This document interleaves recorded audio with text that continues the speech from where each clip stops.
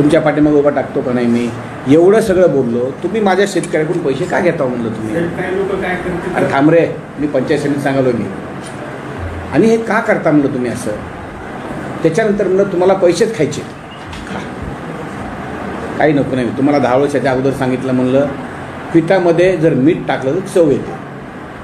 22 रुपये तो 22-5-5 रुपये तर तो माणूसही देतो ना, पण त्याच्यावर तुमचं पोट भरत नाही 22 रुपयावर. त्याच्यामुळे त्यांना म्हणलं मी 40 लाख रुपये पवारला म्हणलं उचलणार, आणि 40 लाख रुपये त्या टेबलवर ठेवले का नाही बाबा तिथे इथं बीडीवर. आणि म्हणलं ह्याच्यातून तुमचे एक म्हणलं कोणातरी एक जणाजवळ ठेवा, मेहरबानी करा म्हणलं, हात जोडतो तुम्हाला. माझ्या शेतकऱ्याकडून कुणाकडून 1 रुपया घेऊ नका. तुम्ही काम केलं, तुम्ही किती रुपयाचं काम केलं, 40 लाखातून पैसे घ्यायचे, खिशात ठेवायचे. पण इथून पुढे माझं तिथं लोकांचं काम राहिलं नाही पाहिजे. तसं तुम्हाला ऑफर करतो मी. 40-50 लाख रुपये कोणाला ठेवतो मी. तुम्हाला जसे तुम्ही कामं करता जसे पैसे घेता त्याला विचारा, पैसे ठेवले विचारा ना तुम्ही. आता 50 लाख बोलवतो मी. माझं पैशाचा माझ्या लोकांसाठी माझं पैसा ढेकभर आहे. मी 50 लाख तुमच्याजवळ कुठे ठेवायचे सांगा का. मी कोणाजवळ ठेवायचे 50 लाख ठेवतो. तुमचे जसजसे कामं होते तसं त्याच्यातून काढून घ्या. ह्याच्यापुढे माझा पर्याय नाही. आता मला माझ्या लोकांची कामं करायची. म्हातारे कोतारे माणसं येतात, सगळं जातात. काय अन्न नाही, पाणी नाही, चहा नाही. त्या म्हाताऱ्याला तिकडे ते जाते त्या गावावर 10 रुपयाचं तिकीट खर्चून येते, फुकट येत नाहीत. ते ऑटोवर 10 रुपये 15 रुपये घेतो. आणि त्यांचे पैसे अर्धे निमित्त ते जाणे तर जिरते. एखादं हे ऊन आहे, त्या उन्हामध्ये मेलं राहिलं काय केलं तर माझी बदनामी होणार. मी 50 लाख रुपये मॅडम पुढे ठेवायचे सांगा, मी ठेवतो. मी मला माझ्या लोकांकडनं 1 रुपया आता इथून पुढे घेतलेला मला जमणार नाही. तर मी बघा, मी पेटलो ना एकदा, मी सोडत नाही कोणालाच. सर महिना मी जर एखादा पेटलो आणि मला जर माझ्या लोकांना जर पैशाची माझ्याकडे जर कंप्लेंट आली तर मी सोडणार नाही, अजिबात सोडणार नाही. कंप्लेंट येणार नाही सर. आणि जेवढे काही प्रस्तावित महिना 1.5 महिना वेळ द्या, सगळे काढून टाकतो सर. काही सदस्याचे आहेत सगळे काढून टाकतो. जेवढे समितीच्या कार्यकाळात प्रस्ताव आले. थांबा जरा. मी बोल कशाला मध्ये बोलता राव तुम्ही. मला सांगा कशाला महिना 1.5 महिना लागतं बाबा. 4 दिवसात का नाही. 4 दिवसात बसला रात्रंदिवस. रीतीच्या टायमाला तर जाता कुठे, रात्रीचे जाता कुठे जाता, काही करता रीतीच्या टायमाला. तपासणी सूची वगैरे थोडा वेळ एखाद्या महिन्यात करून टाकतो सर. 1 महिना नाही देणार मी तुम्हाला. महिना देणार मला जास्तीत जास्त तुम्हाला 10 दिवस देईन. आज तरी तारीख आहे आज 28, 29, 30, 12 ते 15 तारखेपर्यंत तुम्हाला. 15 तारखेपर्यंत मला सगळं पाहिजे, टोटल पाहिजे 15 तारखेपर्यंत. हे काही तिथं शिल्लक राहता कामा नाही. आणि जिथं 21 तारीख ते 21,000चं उत्पन्न आणि भूमिहीन आहे तिथं अजिबात डोकं घालायचं नाही. बस त्याचा सही चुपचाप करायची, अजिबात डोकं घालायचं नाही. त्यानं कुठून आणलंय, काय केलं, काही बघायचं नाही त्यानं. आणि सर मागच्या 26 तारखेला 593 मंजूर झाले. 1 मेच्या दिवशी आपल्या हस्ते वाटप करून टाकू सर. ठीक आहे, 1 मेच्या दिवशी करू आपण. पण हे पुढचे जेवढे बॅलन्स आहेत आणि जेवढे त्याच्यामध्ये आहेत मंजूर केलेले असताना तुम्ही जर नाही मंजूर केले ते माझ्यावर घेऊन यायचे. बस त्याच्यामध्ये 21,000चं उत्पन्न आहे आणि भूमी आहे. ते करायचं. त्यानं कुठून आणलंय काय त्याचा विचार तुम्ही नाही करायचा. तुम्ही चौकशी करत बसायचं नाही. तुम्ही सरळ सही करायचं त्याच्यावर आणि द्यायचं. 15 मे पण करून टाकू. 15 मे पर्यंत 26 जानेवारीच्या 29च्या मीटिंगमध्ये येऊन टाका. 26 जानेवारी तर झाली. नाही 29च्या महिन्याला मीटिंग घ्यायची इथून पुढे. पण मंथली मीटिंग घ्यायची आहे इथून पुढे. तुम्ही जोपर्यंत ठीक आहे समित्या होत नाही, हे होत नाही, जेव्हा होईल तेव्हा समित्या होती. समित्या होती पण मी अध्यक्ष आहे. मी माझ्या याच्या खाली घेईन आणि ते समिती एक मंथली मीटिंग घ्या. मला तर कोणाची गरज नाही, मी तर अध्यक्ष आहे ना. हां मग मंथली मीटिंग घेईन मी. 21,000 महिन्याच्या मीटिंग. माझ्या इथून पुढे मला मीटिंग घ्या म्हणायची गरज पडू नये. तुम्ही स्वतः मीटिंग साहेब हे तुम्हाला डेट कोणती पाहिजे, महिना झाला कोणती डेट पाहिजे म्हणायचं, ती मी डेट देईन. दर हमेशा सोमवार डेट घ्या. मला बरोबर कुठलाही असो सोमवार डेट घ्यायची. सोमवारी मी इथंच असतो, पुढे जात नाही. सन्मानवर राहत आहे. नाही मंथली मीटिंग घेणार मी. चांगलं आहे ना साहेब. नामंजूरची यादी सुद्धा आम्हाला द्या. नाही प्रस्ताव नामंजूर करण्याचा विषयच नाही. आता तुम्हाला तुमच्याजवळ ते सगळं दिलेलं आहे. चुपचाप करायचं. समितीचे सर्व प्रस्ताव मंजूर करून टाका. चुपचाप सर्वांना एक फायनल झाला आपला एक विषय. जेवढे समितीने आपले केले पुढचा विषय घ्या. कांबळे मला दिले जरा खूप वेळा करून सांगितलं. काही अडचण नाही. सगळे आता या 15 दिवसाच्या ह्याच्यात करून घेऊ. काही अडचण नाही. पुरे मंजूर होणार मला आता. पुरे मंजूर. नाही 15 दिवसात होतील आणि इथून पुढे डोकं लावू नका मॅडम, डोकं नाही लावायचं. साहेब आणखी एक विनंती आहे त्याच्यामध्ये जिल्हा मध्यवर्ती बँकेचं खातं पासबुक लावू नका मला. त्यांना ते शेतकऱ्यांचे त्या निराधार लोकांची एवढी गर्दी व्हायची. थांब जरा, थांब. तिथं आता मीच चालू आहे, थांब जरा. ती बँक बी सरळ करतो, काळजी करू नका. बँक अशी सुतासारखी सरळ करतो, सुतासारखी. बँकेचा विषय करू, बँकेचा विषय करू. तिथं काय होतंय आता, तिथं आपण करायचं म्हणलं की लई त्याला प्रॉब्लेम आहे, दुनियाभरचे प्रॉब्लेम आहे. तुम्हाला नॅशनल नॅशनल बँके बी तुम्हाला आता इथून पुढे लक्षात ठेवा, ज्या दिवशी पैसे पडते 1-2 दिवस मी जाईन तिथं आणि त्या बँकेला सरळ सांगणार आहे, म्हाताऱ्या माणसाचे कुणाचे पैसे असतील एक तर बँकेचा माणूस घ्या आणि त्या माणसा घरी जाऊन पैसे म्हणणार आहे मी, ते करणार आहे मी, करणार आहे मी ते का. आणि मी प्रत्येक गावाचं, त्या गावात किती आहे गावं लावा, एक गावं लावा, वंड लावा, शांत दुसऱ्या गावकाला बोलवायचं नाही आणि त्या गावचं हे सगळं करून करा म्हणणार आहे माणसांना. आणि म्हाताऱ्या माणसाचे पैसे त्यांच्यावर तिथं जाऊन पोहोचू ते करणार. स्वतंत्र खिडकी लावा तर संजय गांधीचा पगार होते तिथं. एवढा गरज आहे, स्वतंत्र खिडकी लावा. करू सगळं करू, बँकेतच ना, बँक करू आपण. बँकेचा विषय मला सोडा तुम्ही आता. त्याच्यासाठी साहेब उत्पन्नाचं द्यायला सांगा, उत्पन्नाचं ह्या कसल्या अशा काड्या करू नका आणखी मॅडम. म्हणजे उगं खुटी मारून ठेवायची नाही, ते सगळं द्यायचं ते सगळं. आणि 21,000 खरंच उत्पन्न जर काढलं, 21,000 आहे का कुणाचं 21,000 उत्पन्न नाही असं होऊ शकतं का? सगळ्याचं उत्पन्न लाखावर उत्पन्न आहे हो.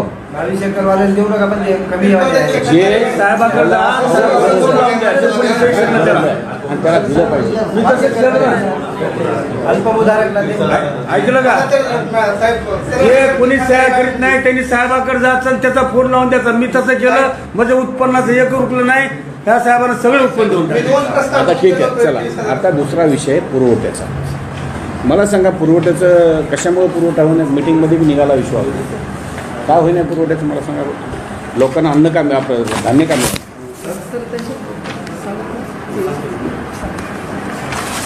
तर आपल्याकडे सध्याच्या घडीला तू होता ना मिटिंगला बाबा, तू होता ना तू मिटिंगला. कशामुळे ते काय प्रॉब्लेम आहे? सध्या सर आपण जे काम चालू केलेलं आहे, आपल्याकडं PHSचं इष्टांक या महिन्यात आलेलं आहे. ट्रान्सपोर्टचा काय प्रॉब्लेम आहे? लोक म्हणजे का देणार, ते लोक का देणार, म्हणजे सप्लाय का करणार? मग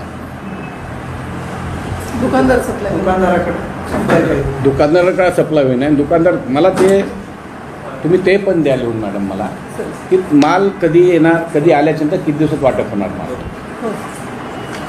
ते पण काय करायला शेवटच्या महिन्याच्या दिवशी, ह्या महिन्याचं काय करते 30 तारखेला जवळजवळ लिहून जातो आणि पुढल्या महिन्याचं खपकन 2-5 तारखेला जातो. एका जापच मारायला दुकानदार. आपण वाटप आता मागच्या महिन्याचं वाटप एप्रिल महिन्याचं 28 मार्चला आपण वाटप चालू केलं होतं. आता ह्या महिन्याचं आता चालू झालं. गोडाऊनला आपण परमिटही 1 तारखेच्या आतमध्ये दिले होते. शक्यतो 1 तारीख या 5 तारखेपर्यंत सर्व दुकानाची परमिट गोडाऊनला जातात. आता तालुक्यात रूट ऑप्टिमायझेशन म्हणजे प्रत्येक तालुक्यालाच महाराष्ट्रामध्ये केलेलं आहे सर, की जे गुगल मॅपप्रमाणे जवळचं जे गोडाऊन आहे, आपल्याकडे 163 दुकान आपल्या तालुक्याचे हक्काचे आहेत सर. पण आपल्या ते रूट ऑप्टिमायझेशननुसार गुगल मॅपनुसार जे जवळचे गावं आहेत सर, त्या गोडाऊनला अटॅच केले सर. तर आपल्याकडं 67 नवीन गावं म्हणजे नवीन दुकान आले सर. त्यामध्ये परभणी तालुक्यातील 14 गोडाऊन आले, 14 दुकान आले, पालममधले 27 आले, पूर्णेमध्ये 4 आले सर, आणि सोनपेठमध्ये 22 दुकान, असे 67 दुकानं नवीन वाढले सर की आपल्या इथं या मार्च महिन्यापासून. ठीक आहे ना, म्हणजे आपले 230 दुकानं झाले सर. बरं. आत्ताच्या घडीला आपली हमाल यंत्रणा किंवा गाड्याची जी यंत्रणा आहे सर, ती त्याला पुरेशी नाही सर. तेवढं कुणी करायची ते आम्ही पत्रव्यवहार केलेले आहेत. DSOला पत्रव्यवहार केलेले आहेत की आम्हाला माणसं वाढून द्या, गाड्या वाढून द्या. आता थोडंसं उन्हाचा काळ असल्यामुळे सर लेबर पण गाडीमध्ये तेवढं ॲक्टिव्ह नाही सर असतं. उन्हामुळं ते थोडंसं कमी जास्त तर मध्ये बसूनच करायचं का उन्हात करायचं का? नाही सर, म्हणजे माल उतरवणं आहे, एकीकडे माल उतरवणं आहे, लगेच तो स्टँडर्ड दुसरी ते आपली DSOला फोन लावलं, DSOला फोन लावलं. DSO पवार साहेब पुढे या. त्या 4 DSOला घ्यायला काय नाही. धान्य वाटपास एक 8-10 दिवसाचा हमाल जे या आहेत सगळ्या तेवढेच आहेत सर, त्यातले पण बरेच हमाल त्यातले आहेत. हमाल पवार पुढे सकाळी येतात सर, काही येत नाही दुपारी, DSO फोन लाव रे. काही बिमारच असतात. DSO. 11 हमाल आहेत सर आपल्याकडे. झालं आले दादा चालू झाली का मीटिंग? आवाज करते त्यांनी म्यूट केलेलं आहे आणखी कुणी मीट केलं? सगळ्यांचीच आणखी आलं अजित दादा आपला फोटो कधी दिसणार? नाही आपण केलं सगळी आपला कॅमेरा बंद आहे आपण चालू केला पण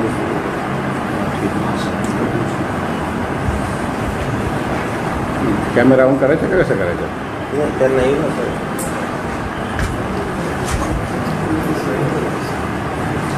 आवाज आपण म्यूट असेल तुम्ही दादा बोलले कळेल ना आपणाला ते. नाही त्यांनी म्यूट काढलं नाही सर आणखी त्यांचा आवाज येणार न्यूज काढलं नाही का त्यांनी?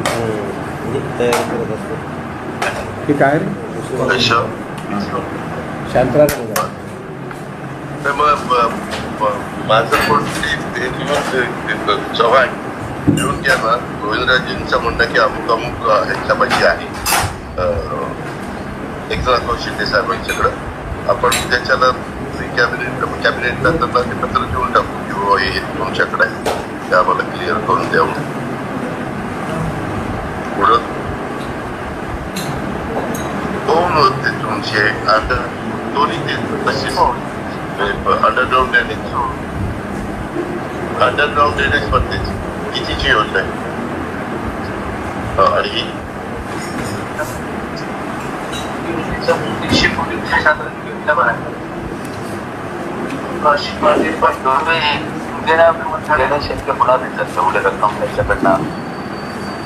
पण त्यांच्याकडे पैसेच नाही त्यांना ह्याचे पैसे जात नाही. आपला आवाज बंद आहे आपला आवाज बंद आहे ना. त्याच्यामध्ये आपण मीटिंग प्रॉब्लेम सोडून झाले ऐकावं लागेल नाही. अहो त्यांच्याकडं आता ओपी येते खरं 28 तरी कोटी रुपये 84 कोटीच्या त्यांनी दबावात काढले. काय काय करतात माझी कॉपी आहे काही हे नाही ते नाही सहाय्यक आंदोलन नाही त्यांचं शासनाच्या बिलं प्रॉपर्टीची बिलं 48 का काही कोटीची आहे. यामध्ये एक तर त्यांच्या म्हणण्यानुसार तफावत त्यांनी काढलेली 84 कोटीची आहे सर. जीएसटी पाणी आहे का ते पुन्हा असेल ना मला हे याच्यामध्ये ताक असेल याच्यामध्ये पुन्हा असेल तिसरी बाटली कुठली पाणी असेल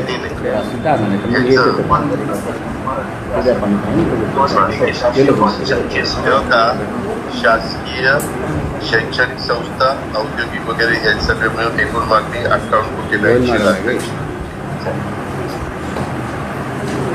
त्याचे पैसे त्यांना मिळत नाही. जिल्हाधिकारी नाही आयुक्त सर मी आहे सर आमच्या रोहित सांगा बरं काय सर. नमस्कार सर, बैरेश्वर बोलतोय सर. सर महानगरपालिकेच्या हातीमध्ये ज्या शासकीय मालमत्ता आहेत त्या मालमत्तांची जी आतापर्यंतची थकबाकी आहे त्या बाबतीमध्ये माननीय महोदयांना काल परवा अवगत केलं होतं. तर माहिती सांगत करतो. जिल्हा परिषद एकूण 34 मालमत्ता आहेत. त्याच्यामध्ये सर एकूण मागणी जवळपास 1 कोटी 8 लाख इतकी त्यांची प्रलंबित आहे. तर सार्वजनिक बांधकाम विभागाकडे एकूण 45 त्याच्यामध्ये सर 1 कोटी 11 लाखाची एकूण मागणी सरांची आपली सर त्यांच्याकडे आहे. शासकीय जिल्हा रुग्णालयाची मालमत्ता 24 आहे. त्याच्यामध्ये सर 1 कोटी 9 लाख इतकी मागणी सर थकीत आहे त्यांच्याकडं. आणखी शासकीय मालमत्ता 60 आहेत. त्याच्यामुळे सर 12 कोटीची त्यांच्याकडची घरपट्टी आपल्याकडं थकीत आहे सर. वसंतराव नाईक मराठवाडा विद्यापीठ यांची सर 6 कोटी 76 लाख मालमत्ता सर प्रलंबित आहे सर. MIDC याच्या बाबतीमध्ये सर हा विषय माननीय राज्यमंत्री महोदयांकडेही झाला होता. जवळपास 18 कोटीची सर मालमत्ता तर त्यांच्याकडं थकीत आहे. आणि तर शैक्षणिक मालमत्तेच्या बाबतीमध्ये काही संस्थांचं डेलिगेशन असं होते की शैक्षणिक मालमत्ता ज्या धर्मदायकाकडं आहेत किंवा त्यांच्याकडे मंजुरी मिळालेल्या संस्थांद्वारे चालवल्या जातात ती मागणी आम्ही देऊ शकत नाही कारण ते तसे देण्याची तरतूद नाही असं म्हणतात. करून त्यांची कमर्शियली आहेत तर काही मात्र तर याच्या बाबतीमध्ये आपली बऱ्याचशा संस्था शेवटी चॅरिटी कमिशनरच्या अंतर्गत रजिस्ट्रेशन होता. त्यांना तिथं राहत असताना जे काही अशा फार मला वाटतं शिक्षण संस्था वगैरे यांना स्पेशल केस केलेली आहे. बाकीच्यांना नाही. बाकीच्यांना जे काही घरपट्टी असेल, जे काही पाणीच्या कर असेल तो भरावा लागतो.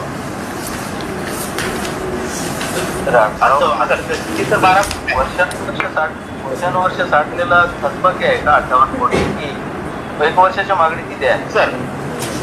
नाही सर, 1 वर्षाची मागणी सर एवढी नाही सर, 6 कोटीच्या घरात आहे सर एक हां, म्हणजे थकबाकी सकट आहे सर.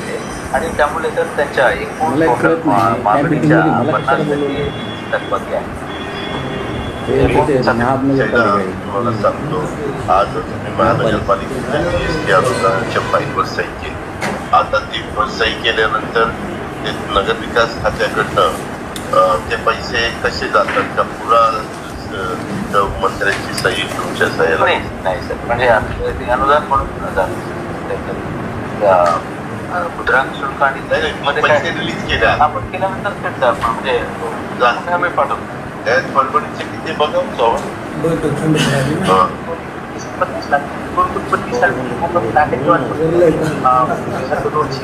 त्याच्यामध्ये वसुलीच्या काहीतरी शिमला कानाडा माझं काय म्हणणं आहे, जर त्यांचं बरोबरीच देणं असेल तर आपण इकडे त्यांना काढून देऊ ना. त्या डिपार्टमेंटला आपण पैसे त्यांना दिले पाहिजे. पगार झाले नाही बरोबर. तिथल्या लोकांना काही ना ते रिटायर झाले, त्यांना पैसे असं काही बरेच प्रॉब्लेम आहे. कसं बिचारी काम परिस्थिती अशी आहे की नगरपंचायत असताना चांगली होते आम्हाला बरं होतं, त्याच्याप्रमाणे चांगलं मिळायचं. उलट आता आमचं नुकसान झालं बरोबर. आणि आता आपण त्यांना काही कोटी रुपये दिले तर त्या कॉन्क्रीटच्या रस्त्याची कामं चाललेली आहे, गटारची वाकडी कामं झालेली आहे, अंडरग्राऊंड केल्याशिवाय रस्ता करण्यात आलेला नाही. पुढीचं सापड्याची आता मी दिसत नाही काय प्रॉब्लेम, पण ऑनलाईन आहे. ऐक फक्त आपलं काय आलं तर परत बाहेर जाऊन सांग, आलं सांग मला. लोकमतला आलं कलेक्टरला घेतलं म्हणून, लोकमतला बातमी आली आहे कलेक्टरला तुम्ही घेतलं म्हणून. कलेक्टर हो तुम्ही आले चला पुरवठा. हां आता आपल्याला हे DSOला फोन लावला तुम्ही लावा DSOला फोन लावा लावा तुम्ही लावा. त्याला त्या डॉक्टर ह्याचा चार्ज काढून दिला मी, त्याला चार्ज पत्र दिलं मी कलेक्टरला.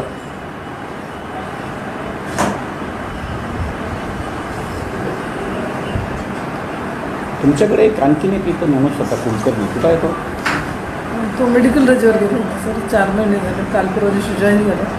त्याला काय काम दिलं तर ते यांच्याकडेच एकच माणूस होता. गोडाऊन किपर आहे का तो? नाही, तो गोडाऊन किपर लिपिक आहे. किपर 2 पोस्ट आहेत सर इथं, मेन गोडाऊन किपर आणि त्याच्या हातामध्ये परंतु एक पद भरलेलं नाही. हे डोडलचं काय? डोडल कोण आहे? निरीक्षक. त्याला द्या त्या फूड त्या राशन दुकानाची खूप मागणी आहे, सगळ्या लोकांची मागणी आहे. याच्या जागेवर हे तर राहीलच ना, मग त्याच्या खाली राहील ना तो, यांच्या खालीच राहील ना तो. मग द्या त्याला त्या कुलकर्णीला. सगळ्या दुकानदाराची मागणी आहे. अरे मुसळे, हॅलो नमस्कार. हे कुठं आहे रे? याचा आवाज कुठं आहे रे? याचा आवाज फुल कर.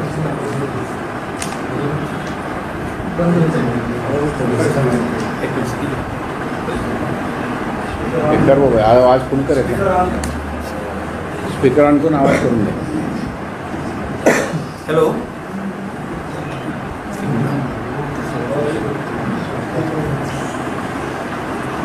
मुसळे, अहो तुम्ही हे इथं जे पुरवठ्याचे तुम्ही आता जे सगळं तुम्हाला चार्ज वगैरे दिला आहे मी, अक्षरशः ते SDMला मी कलेक्टरला पत्र देऊन दिलं आहे.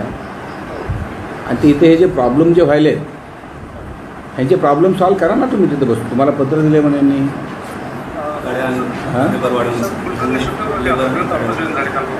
हां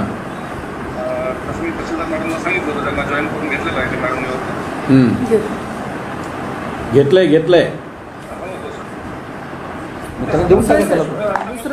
मुसळे साहेब, आपल्याला 230 गावं झाली तर आधी 100 आपलीच स्वतःची 63 आहेत. ते वाढलेली जे आहेत ना त्याच्यासाठी आपल्याला लेबर लागतील आणि गाड्या लागतील, ते कमी पडतात साहेब. त्याचं एक पत्र दिलंय मी आपल्याला, तर ते थोडं आम्हाला वाढवून मिळेल तर तुम्ही फास्ट. एकतर गावं वाढवले तर गावं वाढवून ते यंत्रणाला ती यंत्रणा द्यायला पाहिजे ना तुम्ही दुसरे. सांगितलं या महिन्यामध्ये आमच्या महिन्यापासून सुरू झालेला म्हटलेलं गावात. नाही, तुमचे कॉन्ट्रॅक्टर वगैरे फार जाड चामड्याचे असतात ते सगळे. त्यांना कुठून स्वस्त पडतं आणि कुठून काय पडतं तेच असले धंदे करतात. त्याच्यामुळे इथं नुकसान व्हायला लागलं. वेळेवर माल मिळत नाही. ह्या महिन्याचा दुसऱ्या महिन्यात मिळतो. एक महिना लेट राहतो. त्याच्यामुळं म्हणजे पूर्ण एक महिन्याचं गायब करतात पुन्हा नंतर तुमच्या राशन दुकानवाले. आता समजा आज मला राशन दिलं, ठीक आहे, मागच्या महिन्याचं, आणि दुसऱ्या महिन्याचं लगेच 5 तारखेला 6 तारखेला द्यायला तुम्ही काय करायचं त्या राशनला? मग काय करेल माणूस घेऊन? कॉन्ट्रॅक्टरचा डिलेमुळे झालं होतं, या महिन्यामध्ये आलेलं आहे. मला ते डिले वगैरे झालं नाही पाहिजे. आणि एक ठरवून मी आता तहसीलदार मॅडमला सांगितलं मी आता, तुम्ही ठरवून तुमच्याशी चर्चा करतील त्या, आणि चर्चा करून मला एक्झॅक्टली महिन्याचं राशन कोणत्या डेटपासून कोणत्या डेटपर्यंत तुम्ही माझ्या सर्व म्हणजे पब्लिकला द्या. म्हणजे माझ्या सर्व कार्यकर्ते असतील, माझी जनता असेल, माझा मतदार असेल, त्यांना तुम्ही कोणत्या डेटपासून कोणत्या डेटपर्यंत तुम्ही ते राशन पुरवणार, आणि त्या डेटमध्ये त्या दुकानदारांना वाटलं पाहिजे. आणि जर ते दुकानदार त्या तुम्ही सर्क्युलर काढा, आणि त्या दुकानदारांना जर नाही दिलं त्याच्यावर तुम्ही कारवाई केली पाहिजे. सर मी आजच सकाळी दुकानाचं वाटप सुरू झालेलं नाही. अशा जिल्ह्यातल्या सर्व दुकानांना नोटीस आजच काढलेले आहेत मी. आणि आता एक सर्क्युलर आजच काढून 15 तारखेला आज आत्ता सर्क्युलर काढा. आत्ता तुमची कोणत्या डेटपासून कोणत्या डेटपर्यंत वाटायचा तुम्हाला माल? सर आपल्याला 7 तारखेपर्यंत सर्व दुकानात पोहोचलं पाहिजे आणि 7 तारखेपासून दुकानातून वाटप सुरू झालं पाहिजे. दर महिन्याच्या तारखेला 7 तारखेला वाटप झालं पाहिजे. आणि 10-12 दिवसात वाटप होतं सगळं. बरोबर आहे. तुम्ही दर 7 तारखेला दुकानदारांनी वाटप सुरू केलं पाहिजे असं स्ट्रिक्टली सर्क्युलर काढा. अन्यथा त्याच्यावर ॲक्शन घेतली जाईल म्हणून सांगा. आता सर्क्युलर काढा. आणखी आता सर्क्युलर काढा. आणि 7 तारखेला ज्या दुकानदारांना नाही केलं त्याच्यावर तुम्ही ॲक्शन घ्या. एकदा दोनदा त्याला पत्र लिहा की तुम्ही आमच्या सर्क्युलरचा अवमान केला म्हणून. आम्ही आमच्या जे काय आम्ही सांगतो त्याचा अवमान झाला, सर्क्युलरचा अवमान झाला. यापुढे जर तुम्हाला आणखीन एक संधी दिली जाते, त्या संधीमध्ये तुम्ही नाही केलं तर तुमच्या दुकानाचा परवाना का रद्द करण्यात येऊ नये. मी आजच 4 दुकानांना नोटीस इश्यू केलेले आहेत. गावाकडचं एक दुकान आहे त्यामध्ये की त्यांनी अजून दुसरं सुरू केलं. करा. हे सगळं मी टाईट करा सगळं हे सगळं. ठीक आहे. आणि जे दुकानदार कधी तुमच्या तिथं घडलेलं आहे याच्या अगोदर DYSPनं आपल्या SDMनं कॅन्सल केलेले दुकानं तुम्ही तिथं रद्द करत नाही. असंही घडलेलं आहे मागं, इथून मागं. पाहतो ना मी गावाचं नाव सांगतो. कुठलं आहे ते? तुझं गाव नाही, कोणतं गाव आहे ते? कौडगावमध्ये घडलेलं आहे. कौडगावमध्ये एक मुस्लिमचा माणूस आहे. काय नाव? तडवी. तो पोलीस पाटील बी आहे मला वाटतं. पोलीस पाटील आहे. आणि तो नाही आहे. तो काय त्याला म्हणतात ना, ते त्याचं काही नाही आहे त्याचं. त्याला दुकानदार त्याच्यामध्ये दिलेलं आहे. कास्ट सर्टिफिकेट खोटं आहे त्याचं. त्याच्यावर कारवाई करा. त्याच्यावर इन्क्वायरी करा. त्याची कारवाई करा. आणि त्याचं दुकान काढा. हो, पण त्याचं दुकान काढा. त्या तडवीचं फाईल बघून घ्या. तुमच्याकडे जुनी फाईल काढा. आणि त्याचं ऐकायचं नाही, त्याचं काही नाही. ते दुकान निघालेलं पाहिजे मला त्या तडवीचं. ठीक आहे. चला घे रे बाबा. 7 तारखेला तुम्ही ते आता हे करा. सर आपलं सर्क्युलर कसं असते, आता 1 तारखेला आपण आता मे महिन्याचं जून महिन्याचं धान्य मी मागतो. म्हणजे आम्ही तहसीलदार लेवलवर DSOला मला जून महिन्याचं एवढं धान्य लागेल. या 1-2 तारखेला म्हणजे 30 तारखेला ॲक्च्युली उद्याच्या तुम्ही काय तुमचं त्याच्याशी काहीच घेणं देणं नाही मला. माझ्या लोकांनी तुम्ही किती तारखेला धान्य वाटप करणार? धान्य सगळ्या दुकानात 7 तारखेपर्यंत पोहोचलं पाहिजे. 8 तारखेपासून चालू करा. 7 ते 14 अन्न सप्ताह असतो. मॅक्सिमम 20 तारखेपर्यंत सर्व धान्य वितरित झालं पाहिजे. हां, असं तुम्ही लिहून द्या मला. याच्यामध्ये काय होतं, काही दुकानदार धान्य पण वेळेवर नाही. ॲक्शन घ्या त्याच्यावर. तसं करते मी. तुम्ही ॲक्शन घ्या ना मॅडम. मी सांगलो तुम्हाला ॲक्शन घ्या म्हणून. वेळेवर नेत नाही तर ॲक्शन घ्या त्याच्यावर. अहो, मला माझी जनता महत्त्वाची आहे. मला कोणता दुकानदार महत्त्वाचा नाही. मला कोणी महत्त्वाचं नाही. मला माझी जनता महत्त्वाची आहे. ऑनलाईन दिसतं तिथे ट्रान्झॅक्शन 7 तारखेच्या जर सुरू झालं नसेल असे दुकानं कुठं करा, तशा दुकानात ॲक्शन घ्या. 7 ॲक्शन घ्या तुम्ही. बघा तुम्हाला जर समजा काही गोष्टी करायच्या असतील, काही नियम लावायचे असतील, ते नियम लावायला त्रास कोणाला तरी होतो, पण नियम लागतात. तुम्ही नियमच लावायला बघत नाहीत ना, हा विषय. सगळे दुकानदाराची एक बैठक लावली, बैठक लावा आणि त्यांना सूचना देऊ. तुम्ही जसं आता जसं म्हणले तसं बघ योग्य आहे. सगळे दुकानदाराची एक बैठक बोलवा. त्या बैठकीमध्ये सरळ सांगा की असं असं आहे, इथून पुढे आम्हाला म्हणजे वरनं आलं म्हणलं की ते जरा बरं पडते. वरनं आलं म्हणलं की कलेक्टरकडनं ऑफिस मुंबईवरून आलेलं आहे म्हणा, ह्या 7 तारखेपासून 20 तारखेच्या आत तुम्हाला धान्य उचलायचं नाही. 7 तारखेपर्यंत उचलायचं आहे आणि 7 तारखेपासून 20 तारखेपर्यंत तुम्हाला वाटायचं आहे. नाही आलं तुमच्यावर आम्ही ॲक्शन घेऊ, असं सर्व सरकार मीटिंग घेऊन सांगा. ते सर्क्युलर तू काढतोयस तो, आणि त्या सर्क्युलर तुम्ही एक सर्क्युलर काढून काय ते करून घ्या आणि तुम्ही ॲक्शन घ्या. बरोबर आहे, ठीक आहे. चला, हे झालं. आता दुसरं मला सांगा, तुमचं ते कोण कार्ड कोण इश्यू करते? आम्ही इश्यू करतो सर. सध्या कार्ड सेक्शनला 3-4 महिन्यापासून पुरीत नाही, तर आम्ही ते आता ऑनलाईन नाही का? ते महत्त्वाचं आहे ना ते टेबल. आपण चार्ज दिलाय पागोटे म्हणून आहे. कोण आहे ते पागोटे? आला काय सर? तुम्ही तिथं काय ह्याला द्या, त्या ह्याचं डोंगरगावचं कोण होते, त्या गणेशला द्या. त्या नावल्या त्या गणेशला द्या. काढली होती सर, हां गणेश ऑर्डर काढली होती. मग काय झालं? तोच नाही म्हणत स्वतः का? मला नोकरी करायची ना, तुला नोकरी काय तो घ्यावा लागेल ना म्हणून. लोकल जाय म्हणत तुला मला त्रास होते. काही नाही, त्याला द्या. त्याला त्यांची ऑर्डर पण काढली होती. त्यांनी ते गोंधळ केला. त्याला आता कुठे घेतलाय तो? कुठे गेलाय तो आता? तुम्ही तिथे गोडाऊनला घेतला ना त्याला? फौजदारीला फौजदारीला 107 ते ठेवून याला ती ऑर्डर द्या. ते ठेवा त्याच्याकडे, ते ठेवून त्याला द्या. तुला ते खातं घ्यायचं का ते घे, त्याला द्या. तसं घेत नाही, माझ्याकडे पाठवा त्याला. आमदारांना सांगितलं म्हणा घ्यायला. कसा घेत नाही बघ लावणी ऑर्डर. आणि आता कार्ड तुमच्याकडं कार्ड म्हणजे राशन कार्डासाठी अप्लाय झाल्याच्यानंतर ते किती दिवसात देणार हे एक मला प्रोसेस करून द्या. 1.5 महिना कशामुळे लागतात? इष्टांक जर असेल तर लगेच बरोबर. आता कसं झालं सर, या मागच्या 5-6 महिन्यापासून इष्टांक नवीन दिला नाही. आता या महिन्यात गव्हर्नमेंटने आपल्याला तुमच्या गव्हर्नमेंट प्रमाणे किती दिवसात द्यायचं तितक्या दिवसात मला द्या. 1 महिना लागतं आहे का गव्हर्नमेंट इश्यू करायचं? 1 महिना लागत नाही, पण त्यांनी मॅक्झिमम त्याची कागदपत्र राशन भेटत नाही. ज्यांना राशन भेटत नाही त्यांना ते पांढरे इश्यू जे कार्ड आहेत तुमचे, त्यांचे राशन 4-4 महिन्यापासून प्रस्ताव आहे. त्यांना केव्हा देणार तुम्ही राशन कार्ड? पांढऱ्या कार्डला नाही मिळत. राशन नका भेटू, पैसे तर मिळतात ना त्यांना. ते शेतकरीला 170 रुपये पर व्यक्ती मिळतात. त्याची सांगते प्रस्ताव करून ठीक आहे.